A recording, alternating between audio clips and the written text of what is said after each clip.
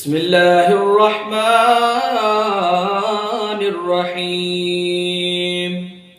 ألم تر إلى الذي حاج إبراهيم في ربه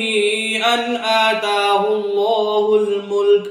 إذ قال إبراهيم ربي الذي يحيي ويميت قال أنا أحيي وأميت قال إبراهيم فإن الله يأتي بالشمس من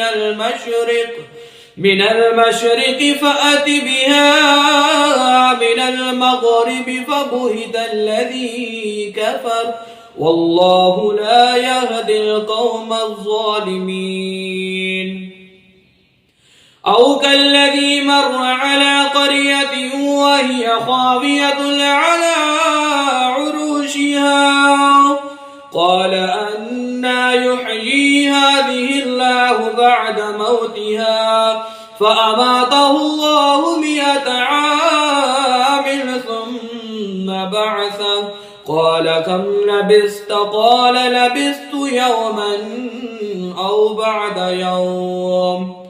قال بل لبثت 100 عام فانظر إلى طعامك وشرابك لم يتسنه وانظر إلى حمارك ولنجعلك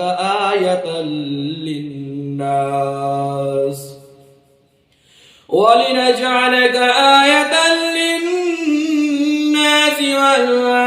إلى العظام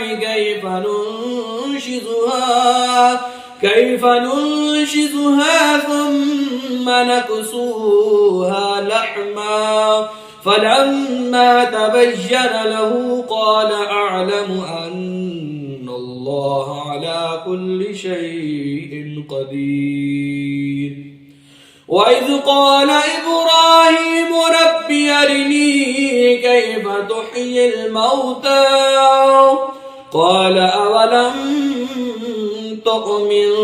قال بلى ولكن ليطمئن قلبي قال فخذ 4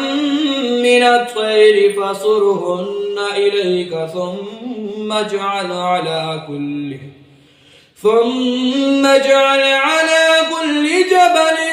منهن ثم ادعهن يأتينك سعيا واعلم أن الله عزيز حكيم.